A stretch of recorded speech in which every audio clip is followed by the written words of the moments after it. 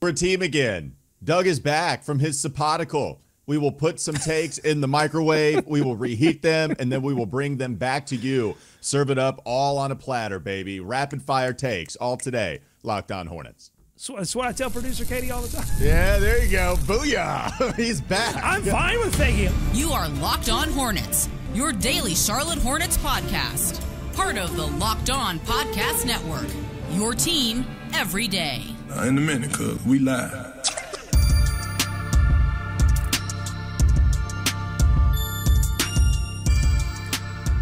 There you are. Look at you. Would you just look at him? It's good to see you, Doug Branson of everyhornetsboxscore.com. Thank you. Formerly and now again of Locked On Hornets as well. You can find him on Twitter at Doug Branson LOH, and you can see his beautiful face on YouTube if you want to check us out there and subscribe. This is Locked On Hornets. Thanks for making us your first listen. We're free and available anywhere you get your pods, and that includes YouTube. Today's episode is brought to you by FanDuel. You can make every moment more as the playoffs are over in the NBA. The sports stop sporting like we want them to, but this summer, FanDuel is hooking up all customers with a boost or a bonus daily. That's right. There's something for everyone every day, all summer long. Visit FanDuel.com to get started. How are you feeling? Is there another vacation? Are we halfway through? We'll see. We'll see on the. I mean, the summer is still young. We'll see on the vacations. I think they're over. You'll be happy to know that last week I got COVID, and because I could sense that. Yeah, I know you're happy because I could sense that you were being passive aggressive about me taking a second vacation. I felt it, and so I think some of that voodoo rubbed off on me, and I got COVID. So, but look. Nobody gave me a medal. They gave Noah Lyles a medal. He had COVID. They gave him a medal. No one gave me a medal. He ran the 200. I watched 200 hours of West Wing. I think it's the same. I'm waiting on my medal. It's absolutely the same. Envisioning a world where Jed Bartlett is our president is the same as Noah Lyles getting bronze and falling down and having COVID. And I guess winning the gold with COVID too? No, it's exactly the same the more we compare this. This is going to be the type of style of show we go with because for 3 weeks, there's been probably 2 opinions in one show. And that was even AI Doug. That wasn't even real Doug. It was his ghost giving you LaMelo Ball opinions. So we have not had the real opinions from the real Doug Branson. So let's go through 3 weeks worth of content, and then we'll get through all of it. We do have something new for both of us to share some fresh takes on, at least to some degree. Olympic basketball, we'll go through some of the performances from Josh Green in totality. Micic, we have one more performance to get to. Yesterday, got tight. But Team USA, crazy. They brought it home, baby. They win 95-91 after what was a dominant fourth quarter from the Americans. 32 points scored in the fourth quarter, 15 only for Serbia.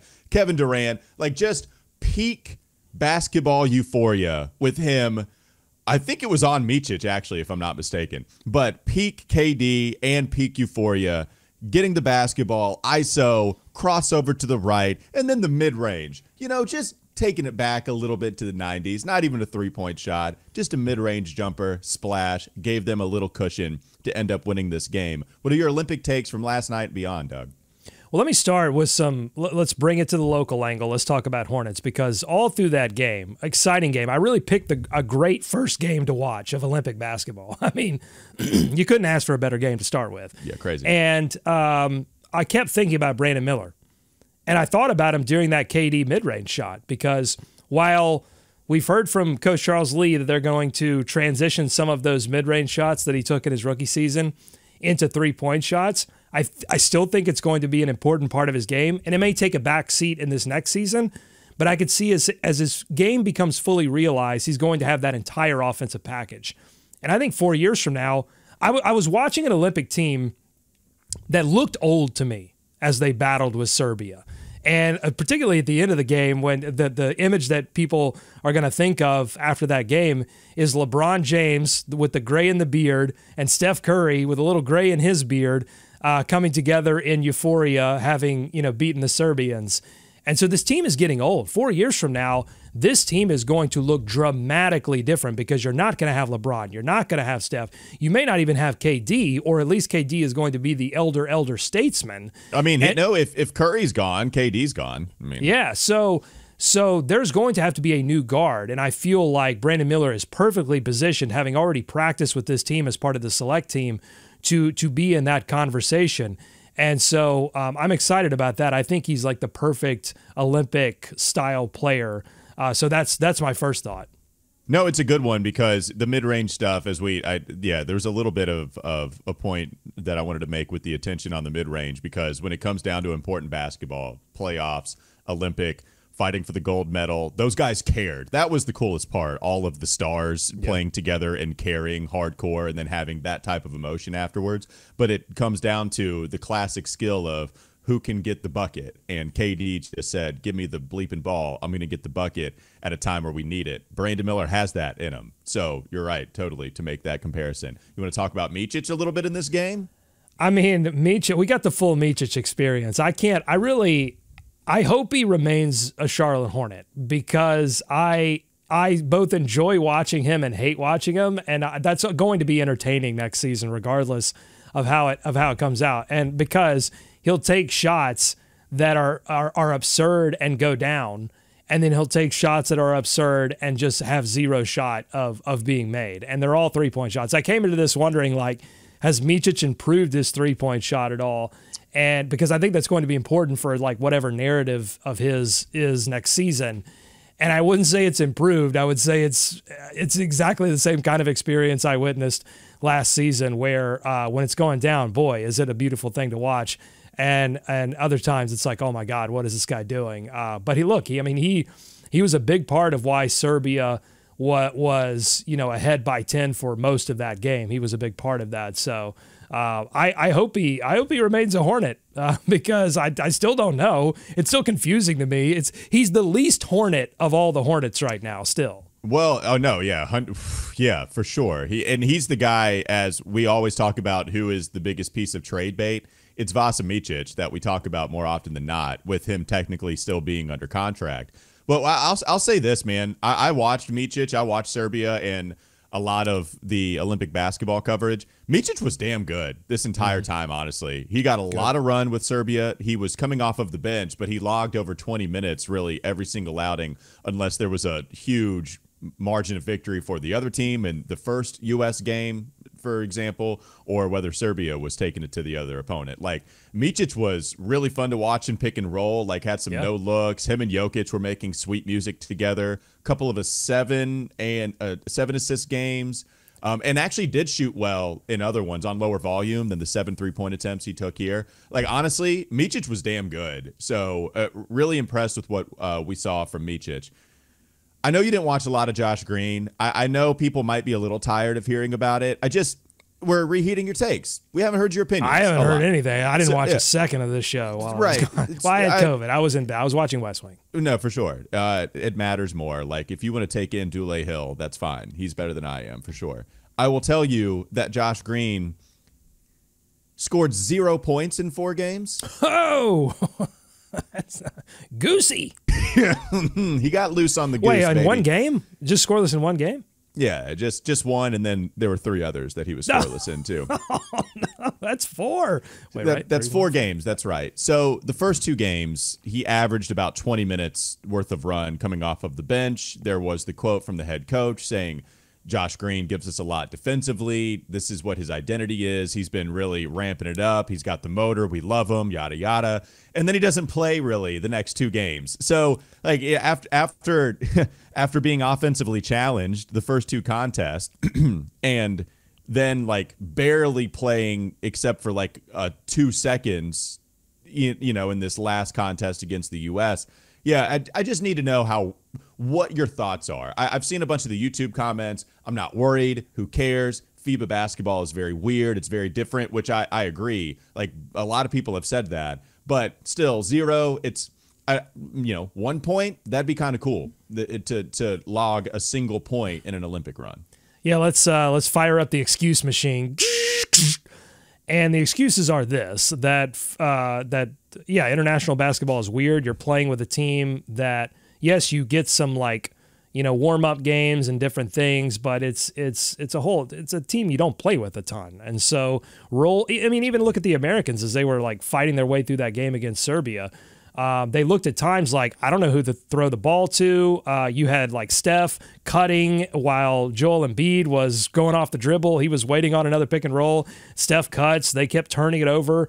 So even this team full of, all Hall of Fame players was getting completely dumbfounded offensively by this Serbian defense. And so, yeah, I'm not like crazy worried, but it would be great if he scored a single point. That's exactly where I am. Just one single free throw, that's because, look, the question for Josh Green is going to be, can he do enough offensively to justify him having a large role? The difference between Josh Green starter, Josh Green bench players, Josh Green major role player, Josh Green kind of fringe bench player is going to be how much can he do for this team offensively when asked. He's not going to be asked to do a ton, but when he is asked to hit a shot, an open three-point shot from the corner, can he do it? Can he get open? Can he knock the shot down? So yes, not scoring a single point in the Olympics, you'd have to be crazy not to be a little bit concerned about that. Yeah. And Australia's good. They have NBA players on at a lot of different positions, but the other NBA players were scoring and playing a lot more. I'll say this too, as much as I've brought it up, like it is a fascinating stat, to be frank. Like 0 points in those 4 games, that's too little, right? Just get a single point. At the same time, yeah, man, I still have him in the starting lineup, and offensively, he's not going to be the third option. Is he going to be the fourth option? Is he going to be the fifth option? In the starting 5, I truly think Josh Green would be your 5th option, with Mark Williams even being more of an option with your trash points. With I would say Mark Williams averages more points per game than what Josh Green does next year. That would be my guess. Right. I think if it's the Josh Green that we've seen over the past couple of seasons with Dallas, then yes, I have him slotted in as a starter. But if these offensive issues that he's having in the Olympics, if they do carry over, I think he's not a lock starter is what I'm saying. I think, and I would have said that pre-Olympics. I think it makes sense to do that. But if he comes into training camp and he looks like a disaster offensively, then I think there's room for a Cody Martin or somebody else to then you're going Micic. Or Micic. Very different. To make their case. Yeah, absolutely. Or Trey Mann is the guy that got a lot of starts last year, too. Yeah, they have options, I guess. They have some options. All right, coming up next on the Locked On Hornets podcast. Don't go to sleep on the Hornets just We'll go yet. a little more rapid fire with some of these leftover takes from Doug, who has been out with vacations, plural, and COVID, singular. Hopefully he didn't have multiple bouts with COVID. We'll get to some more of those takes coming up next. Locked On Hornets.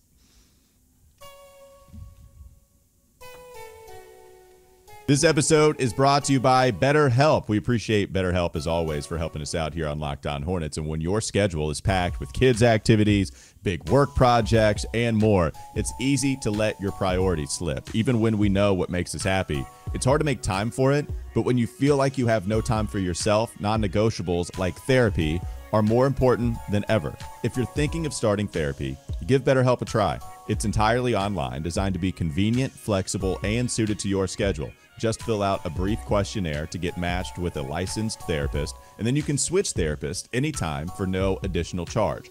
Never skip therapy day with BetterHelp. Visit BetterHelp.com/LockedOnNBA today to get 10% off your first month. That's BetterHelp, H-E-L-P, BetterHelp.com/LockedOnNBA. More Locked On Hornets ahead. We're going back in time and going over some previous episodes, except not only my takes are going to be shared, now we're going to get Doug's takes on the previous topics we discussed. Hornets Reel Access, Doug. Everybody was excited about it. They dropped it Hard Knocks style, blueprint style for the Panthers. Everyone was tuning in. 8 o'clock, was it last Thursday? I believe, yeah, it was a week ago. It was last Thursday. At 8 p.m., everybody was tuning in to basically a 30-minute episode the whole of world Reel Access. Couldn't stop talking about it. Oh, it was hot off the presses, and it led First Take the next day. Hornets Reel Access. Did you get to watch it and just start to throw up your thoughts like you have COVID? Yeah, I did a lot of throwing up, but I did watch it, and my thought is that I love that the Hornets are trying, and I don't say that flippantly, because I feel like for the past couple of seasons, I don't even feel like I haven't even felt like they were trying to market themselves to get people excited.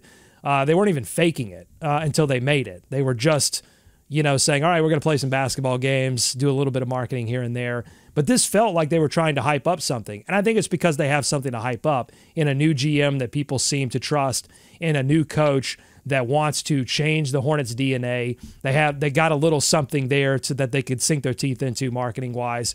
And I love that they're leaning in, and I love that they're hyping it up. Now, this Reel Access, R-E-E-L, I don't believe it. I think it was BTS Lite, behind the scenes Lite. I don't think it was REAL Access. I think I've been a part of some of these, and I feel like I can tell when they're like, all right, come in, turn the cameras on, we're going to have a conversation, and then the cameras go off, and then we have the real the REEL conversation when the cameras are on, and then when the cameras go off, we have the REAL conversation. And particularly around the draft. Oh yeah, the draft going around, right? When it's Jeff Peterson, it's Dotun Akinwale, and they're talking about, now here's a guy. Now this is what, like, it was they were perfect snippets. They were perfect things that you could take away. So you're probably right about that. It doesn't mean that they were telling you a lie. Like, those are probably their real thoughts, but it wasn't as if we were getting a real peek behind the curtain. And Jeff is like, oh God. Oh yeah, I didn't even see you there. Goodness gracious. Did you catch what I said about Donovan Clingan? It wasn't that. But I'm sure he did feel that they would have taken Donovan Clingan if they felt like he was the best prospect. Sure, they did feel like there was an opportunity to trade up for Reed Sheppard. They had to figure out if he was a trade-up candidate. And they gave us a nice bite-sized clip, perfectly edited, to illustrate their opinion on that. Yeah, so I believe that they very much thought that Reed Sheppard was a trade-up candidate, as multiple teams did. I think multiple teams were involved in that conversation. And ultimately, the Rockets' price was too high, and it was probably too high because the Rockets secretly wanted to take Reed Sheppard, and they wanted to do it in such a way. It's like, look, I'm gonna make you an offer that is crazy for you to accept. You're not going to accept it because I really want to take Reed Sheppard. The one name that I feel like was missing from the Reel Access that would have made it REAL Access would have been if we got a back and forth about, like, Stephon Castle. What do we do there? That's right. So look, I mean, here's what I believe. I believe that Tijan Salon was high on their board. I do not believe he was the number one player on their board. I think it was, some like Reed Sheppard, Stephon Castle sort of situation. When both of those players became unavailable, they decided to take the big swing. And so, look, if they want to come out and market it as such, that Tijan was always the guy, that's fine. Again, I'm fine with you faking Don't say it. The other thing. Like, Right. I don't believe you, and I don't want you to tell me the truth. Both things are true. But you're so right. They have so far avoided tripping over themselves and saying something weird. And so I'm fine with faking it. Like until you can make it, until it's real, then fake it. So that's what I tell producer Katie all the time. Yeah, there you go. Booyah. He's back. I'm fine with faking it. Look, I want to feel good about myself. As a fan, I want to feel good that that it feels like even if I can't confirm that it's 100% real, I want it to, particularly in the preseason, I want it to feel like there are hands on the wheel that know what they're doing. And I came out of Reel Access, even if it wasn't REAL Access, I came out of that video feeling a little bit better about the people that were in charge of making the decisions. And I feel like the organization as a whole is trying to make me excited about the season. And I think at this point in the organization's life, in this new version of the organization, that's all you can ask for. So I will say, before we move on, I just wanted to get some of your takes on my previous thoughts here too. So you are inadvertently going to get some REAL access, whether the producers and the editors care about letting you know about that particular thing or not. There's always going to be something that slips through the cracks, whether it's Giants offseason Hard Knocks, where they just let a lot go out anyway. But I'm sure they didn't want the color-coded draft board out like it is in public, to where now we're figuring out what it is you think about certain prospects 1 through 150. Yeah, probably didn't want that out there. But some real draft footage when the picks are being announced. I think this was real. Yeah, well, you can't, because the timing of it is such, you can't really like have a sesh. I mean, it's going Absolutely. It's not, okay, yeah, Reed Shepherd gets announced. Okay, and everybody set? Everybody, hold on. Wait, sorry. Somebody's got to get coffee real quick. We'll be back in a moment. But you can cut a lot of stuff out. I do think some things were, selectively, extremely selectively edited. And again, I don't expect any different. No, you're right. Yeah, everything was cut out. My point was, in the part that wasn't, the 5-second clip that we got when Reed Shepherd's name was announced, immediately Jeff goes to the phone. So that's when the Spurs were selecting at 4. Yeah. I have to imagine that maybe Stephon Castle was also a trade-up candidate, and then the Spurs price was just too high. But as soon as Reed Shepherd was announced as the pick at number 3, Jeff Peterson goes to make the call, and Stephon Castle and Reese Shea, because they said we have 8 names on the board. We have pick number 6, so we're in a good position. The only guys they did not give us an opinion on was Castle and Reese Shea. And Reese Shea, everybody knew that they were going to go number 1. He was going to go number 1 overall. So Castle is the interesting name considering the links to Charlotte. And then when Reed Shepherd is picked, he goes and he makes a call. Like there's some of that you can, I think, fairly speculate what was going on behind the scenes without knowing for sure. But we can speculate and we can form our own opinions on it. No, and I think that call to San Antonio was pretty simple. It was, we have Tijan Salon. We're holding him hostage. And if you don't give us Stephon Castle in unmarked bills, then we are going to take Tijan Salon. And he's not going to be there for you because we know the Spurs were interested. And the Spurs said, no, thanks. We'll take Castle and you take Salon and we'll all figure it out. There were some fun, quirky moments I want to get to on the other side. Coming up next on the Locked On Hornets podcast. Don't go to sleep on the Hornets just yet. I have some fresh thoughts on this too. Like going back and watching it, I was looking for some of the funnier moments. I want to run them by you to see if you notice, but also find them humorous as I do. Plus, Jeremy Lamb, I want to get your thoughts on Jeremy Lamb's retirement. There's plenty more reheated takes that we're going to serve you from Doug Branson coming up in the last segment of LOH.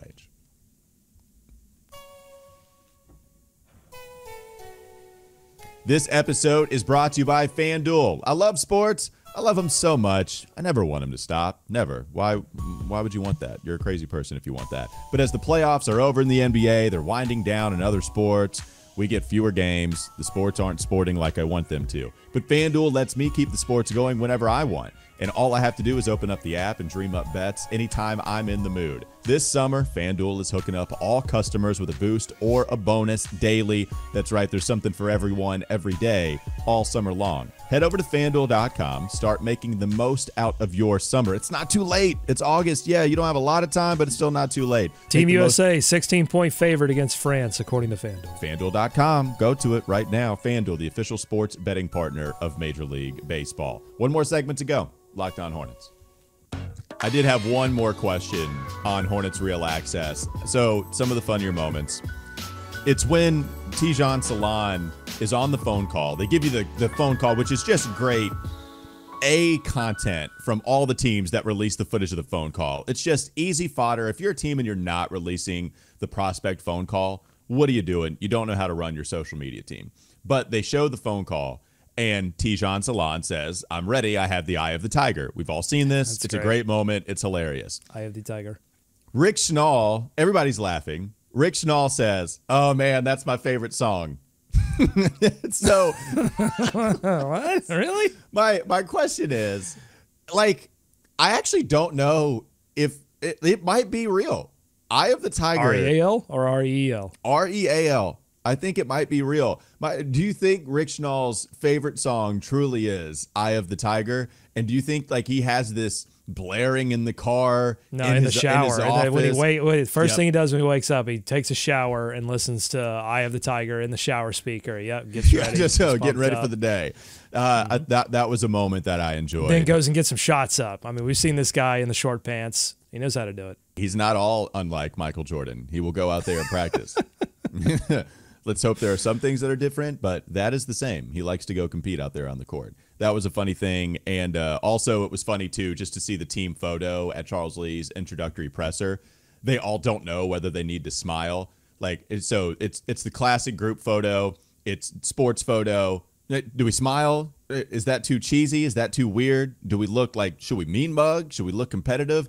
And so it was funny to see who was smiling, what. LaMelo said, let's smile. Let's just cheese. Who cares? We're happy-go-lucky. That's very much LaMelo. Well, and here's the thing. Here's the thing: as long as LaMelo's not throwing up double birds, then I think it's gonna make. I didn't see that part. I missed that part in the Reel Access. They didn't put that in there. That would have been. But that's very REAL. LaMelo. That's very LaMelo to want to smile during the picture, and I think it's fine. Oh, I love. But there is always a debate between like, do I look tough here or do I let the vulnerability in? And I think there will come a day when this team has some success and they want more success. And then I think part of that Hornets DNA will be to determine, like, do we do all things in a serious manner? And is that what it takes to get to that next level? And that's when, you'll start to see them get a little bit more on the same page. But you've got to, and honestly, and I'm being half serious here, but the Hornets have not experienced anything. This version of the Hornets has not experienced anything of playoff success.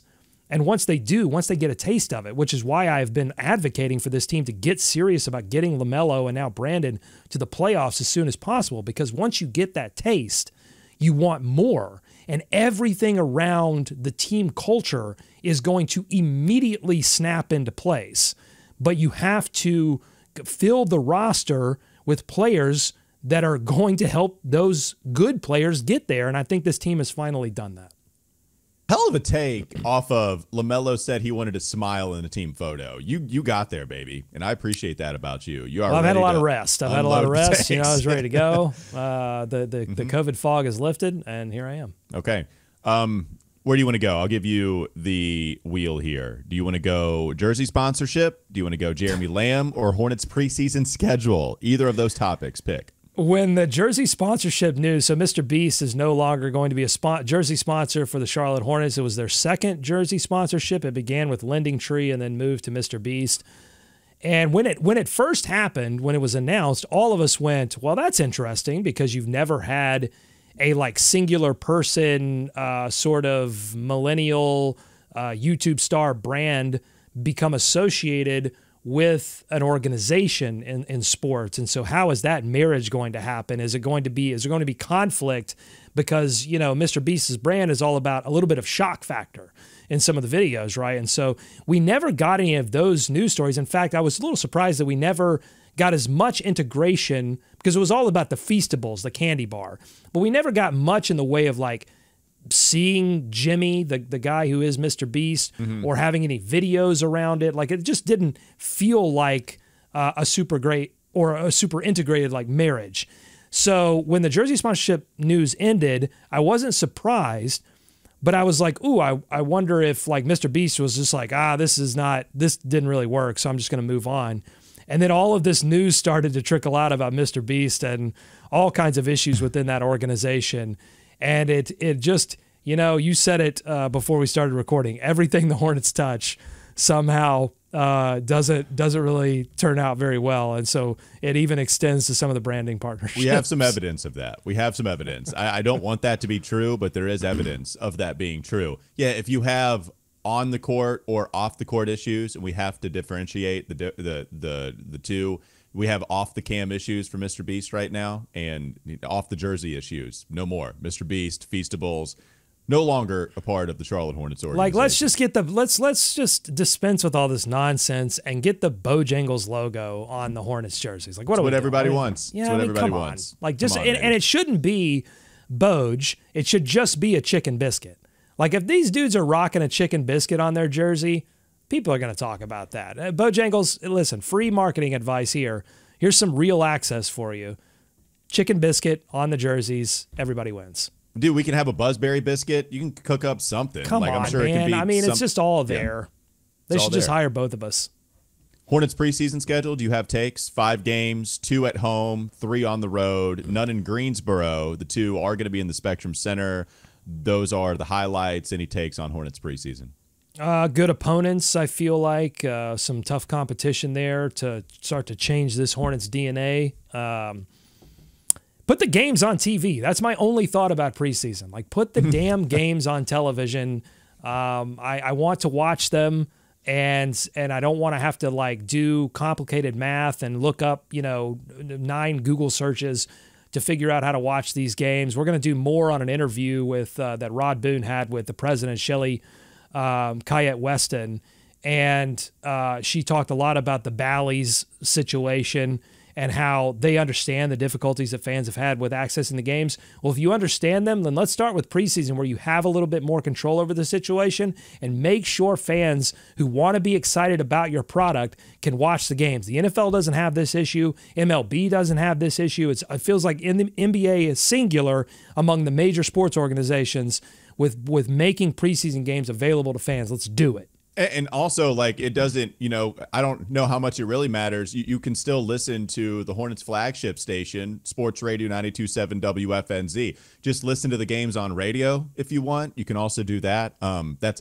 WFNZ 92.7 FM. I don't want to do that. I want to watch the games. Now, if they can, I'm just saying, if they don't want to spend all of the money that's necessary to get, the full Bally's, Eric Collins experience, I'm fine with that. Like, I would love to listen to Sam Farber call the game as I'm watching it. Would love that. Would love to hear Walker Mail, if you're going to be a part of the broadcast this season. Would love to hear that.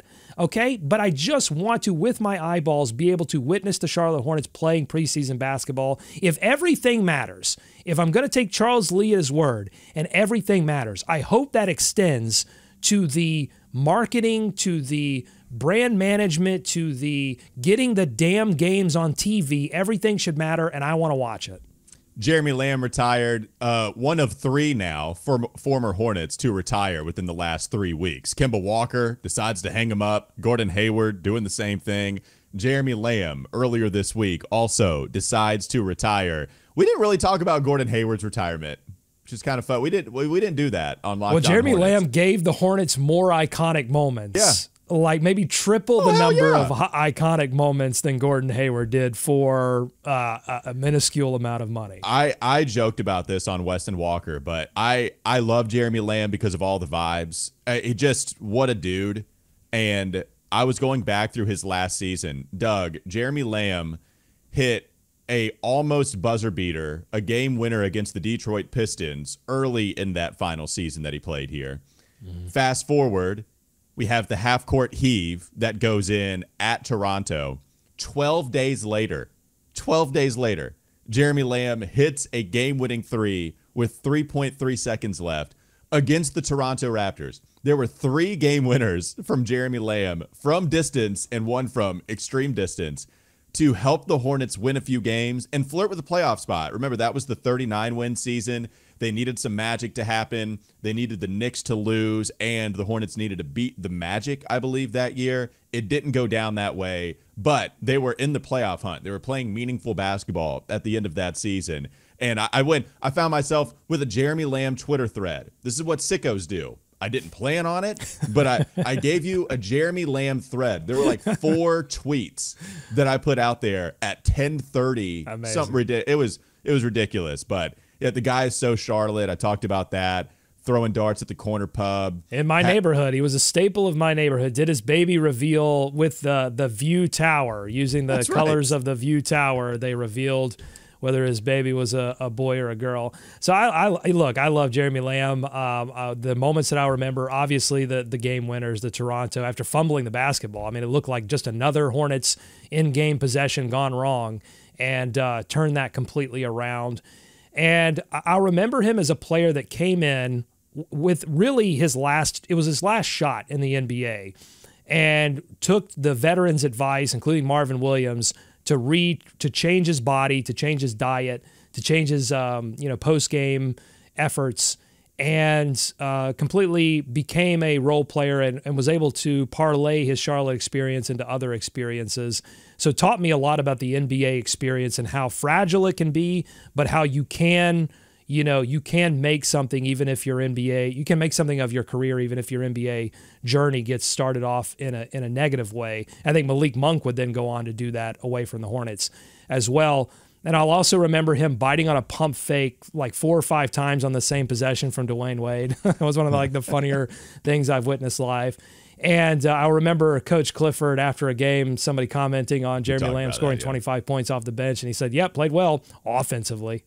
Oh, dude, Steve Clifford, he would chastise Jeremy Lamb. And he was the example, too. Like, it was multiple times at the podium. I talked about it with Nada earlier this week about how he goes to the podium and it says, look, good players in the NBA are good for more than 2 weeks at a time. Like, you got to bring it. When somebody asked about Jeremy Lamb, he just so happened, coincidentally, to go on a tangent about what it means to be good in the NBA when someone asked about seemingly a good performance from Jeremy Lamb. But those last 2 years in Charlotte, he blossomed and figured it out, got a contract, got his money from Indiana. And it was actually like, it was a good contract that at the time was also pretty fair. It wasn't an overpay considering what he had done the last couple of years. So just, and all the vibes, like I mentioned, Hornets GIFs, I have to imagine that he was suffering from this retirement because of the Lamb face no longer being in the NBA. So everybody loved Jeremy, dude. He was a fun player in an era of Hornets basketball that was pretty short on fun. And so, yeah, we're going to remember him more fondly than Gordon Hayward for sure because he was fun. He was fun. I expect a Twitter thread from you later this afternoon or a whole write-up on everyhornetsboxscore.com. That's the Substack. Has Mullins retired yet? Is Byron Mullins still kicking around there? When he retires, when he officially retires, I'll do it. We have like 6'7" of smooth with Jeremy Lamb, but he wasn't 7 feet of smooth. That only belongs to Byron Mullins. There's Doug Branson, everyhornetsboxscore.com. He's going to take a couple days off for the weekend, and then he'll come back on Monday. We'll see. I don't know. Who knows? Enjoy it while it lasts, folks. I'm Walker Mail. Listen to me. WFNZ, the Hornets flagship station, by the way. 92.7 FM. Have a great weekend yourself. We'll be back with you tomorrow or Monday.